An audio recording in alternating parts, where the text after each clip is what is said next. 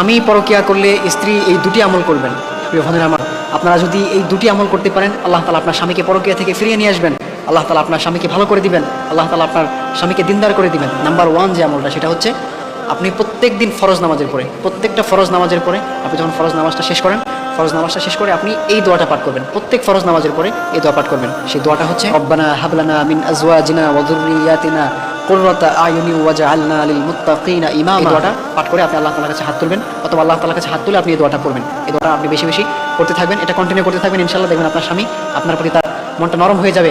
সে যে আপনার প্রতি একটা আপনাকে যে তার ভালো লাগে না, এটা তার আস্তে আস্তে দূর হয়ে যাবে। দেখবেন আপনার প্রতি তার একটা মায়া জন্মাবে, তার বুকের মধ্যে আপনার প্রতি একটা মায়া জন্মাবে, আপনার প্রতি আস্তে আস্তে সে দুর্বল হতে থাকবে। এটি আমলটা, সেটা হচ্ছে প্রত্যেক ফজরের নামাজের পরে আপনি এই দোয়াটা 21 বার পাঠ করবেন। আপনার স্বামীকে স্মরণ করে আপনি এই দোয়াটা 21 বার পাঠ করবেন। সেই দোয়াটা হচ্ছে ওয়ালকাইতু আলাইকা মাহাব্বাতাম মিন্নি, ওয়ালকাইতু আলাইকা মাহাব্বাতাম মিন্নি, ওয়ালকাইতু আলাইকা মাহাব্বাতাম মিন্নি।